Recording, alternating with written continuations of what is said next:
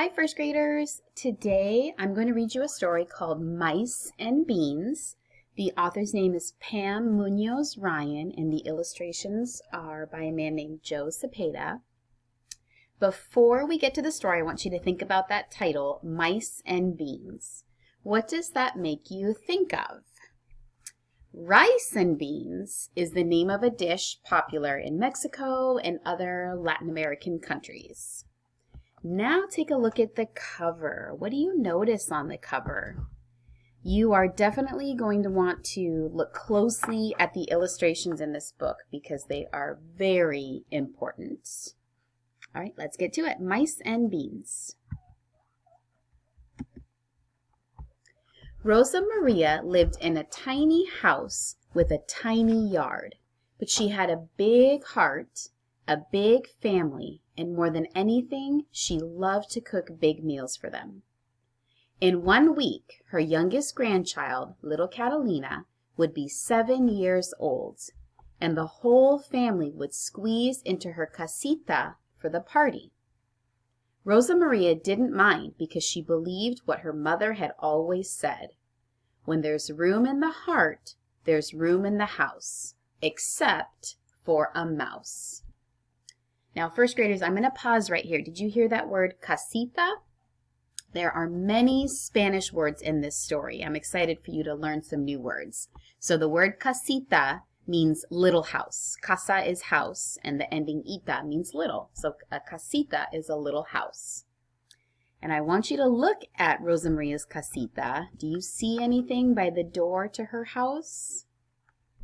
Look very carefully. Sunday, Rosa Maria planned the menu. Enchiladas, rice and beans. No dinner was complete without rice and beans. Birthday cake, lemonade, and a piñata filled with candy. She ordered the birthday present, something little Catalina had wanted for a long time. Satisfied with the plans, she wiped down the table so she wouldn't get mice and took out a mousetrap just in case. She was sure she had set one the night before, but now she couldn't find it. Maybe she'd forgotten.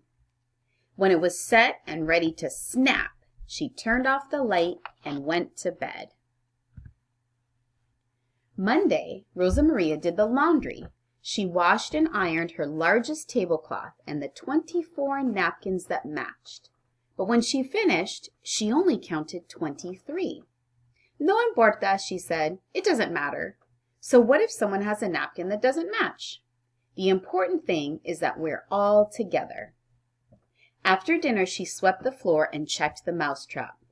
But it was missing. Didn't I set one last night, she wondered? She hurried to the cupboard to fetch another, and when it was set and ready to snap, she turned off the light and went to bed. Let's pause right there. Rosa Maria is planning a birthday party. What are you wondering about that missing napkin and mousetrap?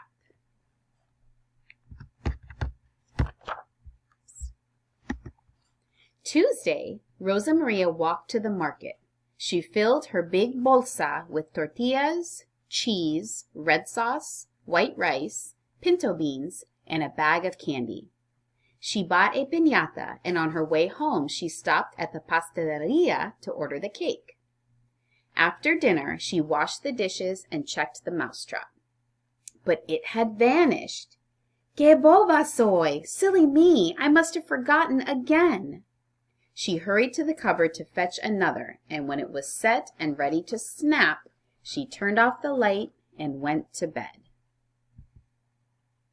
Wednesday, Rosa Maria prepared the enchiladas. She dipped the tortillas in red sauce, filled them with cheese, and rolled them into fat little bundles. She noticed the piñata was missing a few feathers. No importa, she said. Those feathers won't make a difference to the children when the piñata is filled with candy. After dinner, she mopped up the sauce and checked the mousetrap. But it was gone again.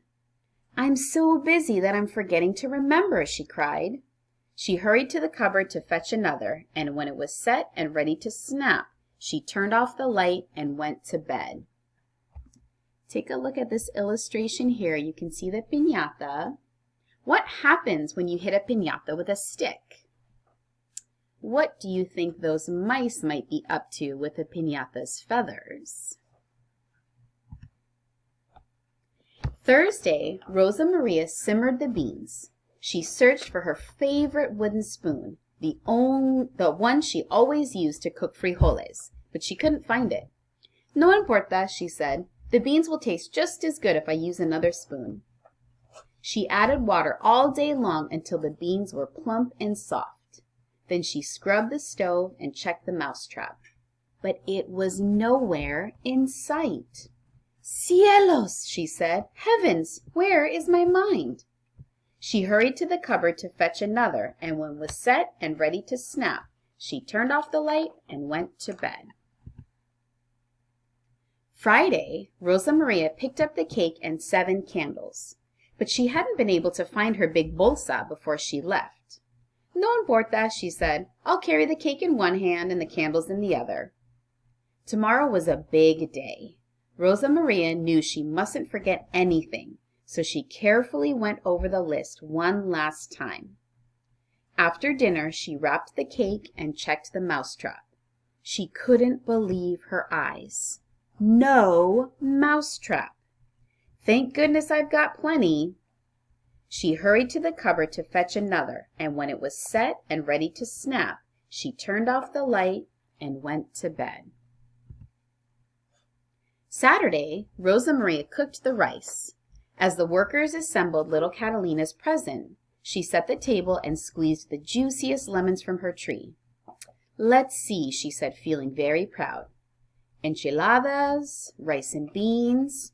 No dinner was complete without rice and beans. Birthday cake and lemonade.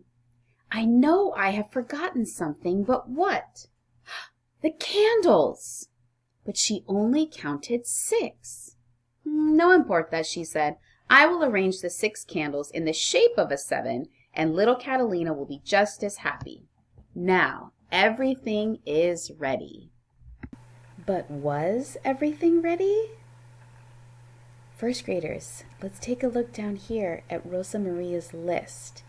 Here's her to-do list of all the things she's been working on. Things are crossed off. What do you notice about her list? And I look over here in the illustration. I see this word dulce. In Spanish, dulce means candy. What do you think is happening?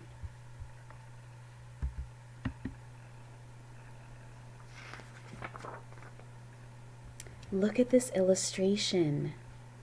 What are the mice doing?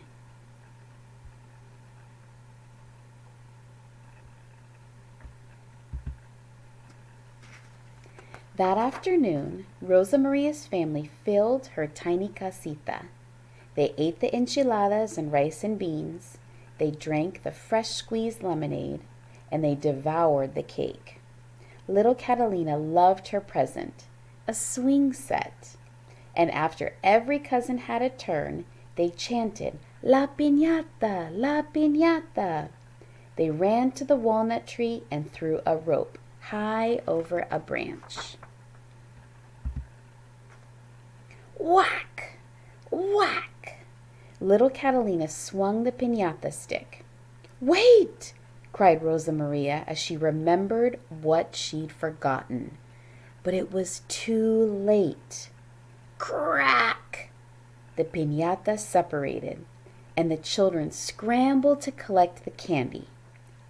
How could that be? Rosa Maria puzzled. I must have filled it without even realizing. She laughed at her own forgetfulness as she hugged her granddaughter and said, Feliz cumpleaños, my little Catalina. Happy birthday. After everyone had gone, Rosa Maria tidied her kitchen and thought contentedly about the fiesta. She pictured the happy look on little Catalina's face when the candy spilled from the piñata. But Rosa Maria still couldn't remember when she had filled it. No importa, she said. It was a wonderful day. But as Rosa Maria swept out the cupboard, she discovered the telltale signs of mice. "Ratones!" she cried. "Where are my mouse traps? I will set them all." She inched to the floor, and when she did, something caught her eye. She looked closer. "Maybe I didn't feel the piñata," she thought. "Was it possible?" she asked, shaking her head.